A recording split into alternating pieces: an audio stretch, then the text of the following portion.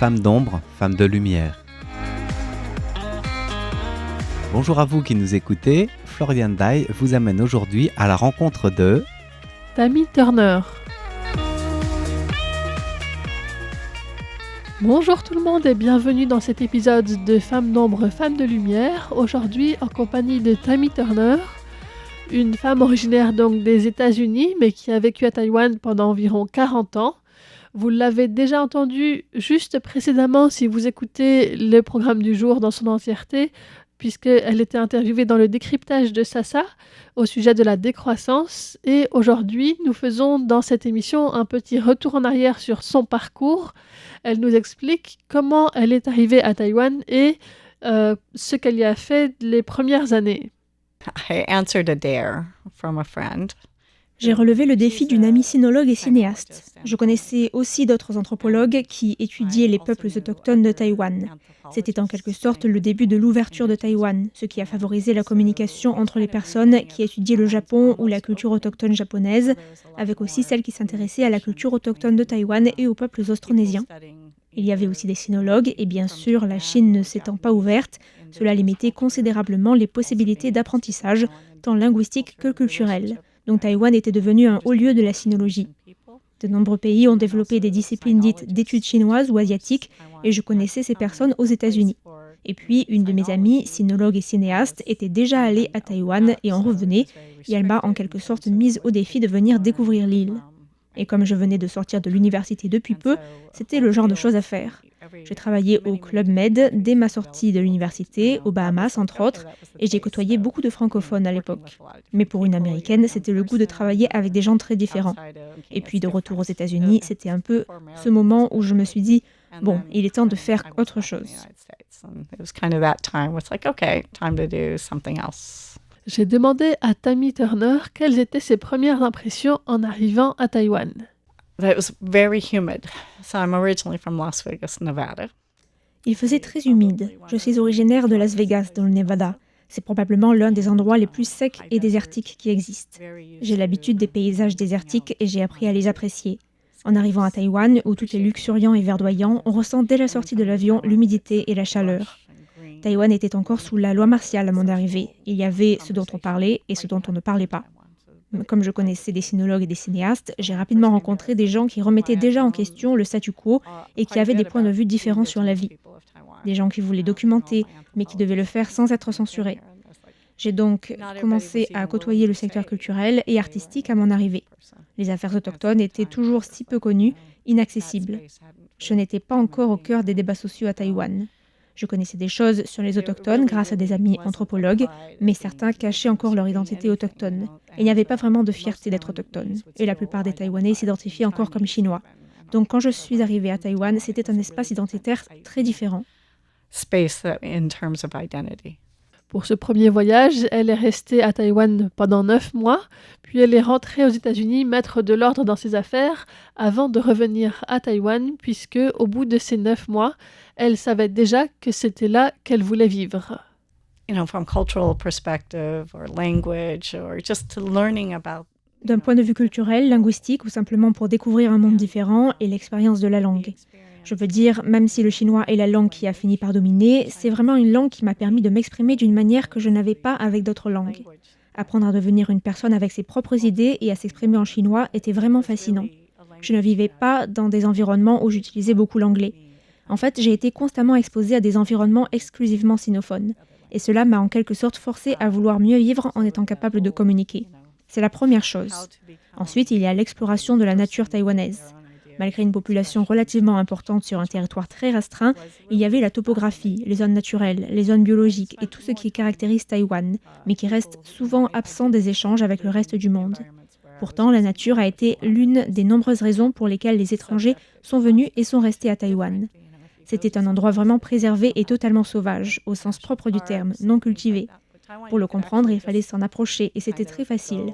À Taïwan, il suffisait de s'éloigner d'une demi-heure ou d'une heure de la ville pour se retrouver en pleine nature. Et même aujourd'hui, c'est assez facile de marcher vers les montagnes et de découvrir un environnement assez sauvage.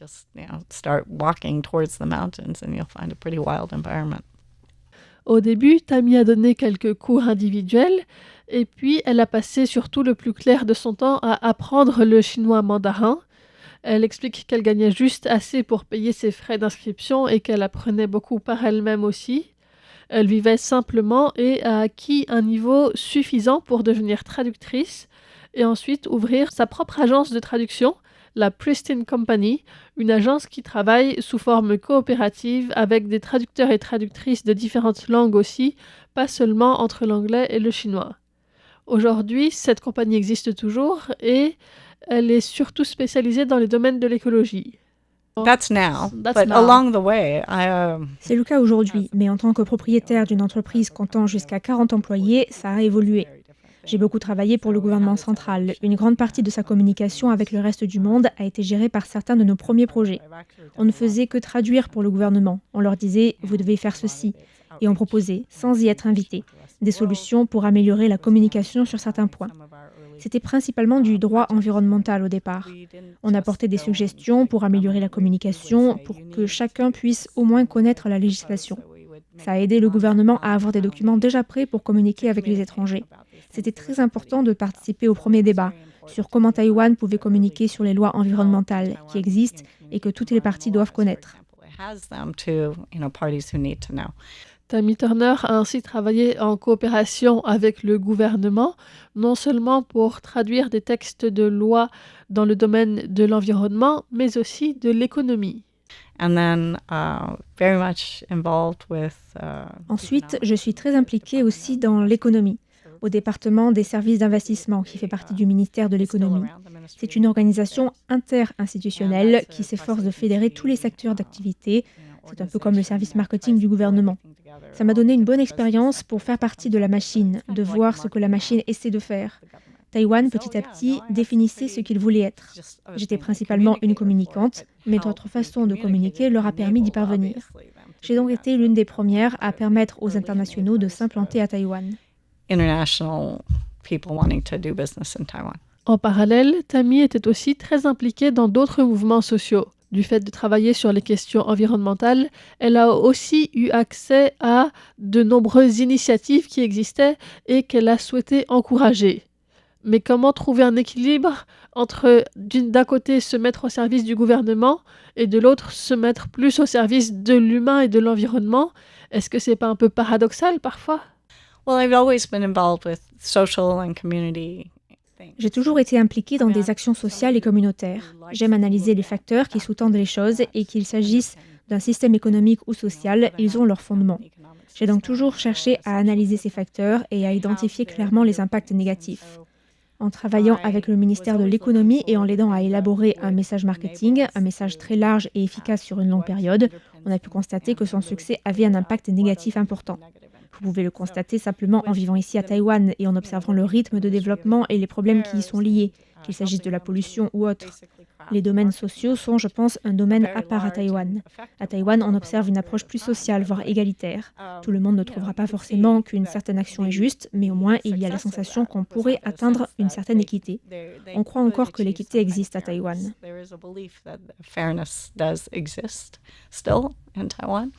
La société civile et les associations ou fondations à Taïwan sont aussi très actives. J'ai travaillé avec de nombreux autres groupes comme le Homemakers Union. C'est une union de femmes à Taïwan qui est très importante aujourd'hui et qui est une des plus grandes coopératives ou fondations qui fait pression sur le gouvernement sur un large éventail de questions, principalement l'alimentation, l'agriculture et l'environnement. Ces femmes ont du pouvoir grâce à leur organisation en grand réseau. J'ai donc très vite compris qu'il était essentiel de faire partie de cette partie de la société pour me sentir bien. J'ai aussi travaillé non pas directement pour les droits des femmes, mais sur des problématiques qui concernent les femmes en particulier, leur capacité à sortir d'un certain cadre et à s'exprimer. Taïwan a fait la plupart de ces choses seule et des groupes comme le Homemakers Union et d'autres y ont contribué en développant des moyens permettant aux femmes de mieux s'intégrer à la société. Il existe encore principalement un système patriarcal profondément ancré, qu'on voit par exemple avec comment on obtient son nom et comment les ressources sont partagées. Mais j'adopte toujours un point de vue anthropologique sur la plupart de ces choses. Il y a déjà plus d'un choix possible à Taïwan et pourtant certains groupes autochtones qui étaient matrilinéaires au départ ont fait face au patriarcat institutionnel. Et ça, c'est probablement beaucoup plus difficile à gérer. Je serais donc probablement plus à côté à demander comment aborder ce problème pour améliorer la vie de celles et ceux qui veulent continuer à vivre selon leur propre mode culturel. Ce n'est pas évident. En fait, parfois, on est comme un poisson dans l'eau qui ne sait pas qu'il est dans l'eau et qui ne voit rien d'autre que l'eau. On ne peut pas imaginer d'autres milieux possibles. Au fil des années, pour Tammy, cet équilibre entre traduction ou collaboration avec le gouvernement et implication dans les mouvements sociaux s'est modifié et finalement, elle a choisi de se concentrer plus sur des choses qui sont positives, qui sont bénéfiques pour l'humain et pour l'environnement. Donc ça peut être restaurer des choses, créer une communauté, encourager l'entraide. Et ce sera le sujet de l'émission de la semaine prochaine puisque nous poursuivrons cette discussion en compagnie de Tammy Turner. C'était une émission présentée par Florian Dai pour RTI. Merci de votre écoute et à bientôt.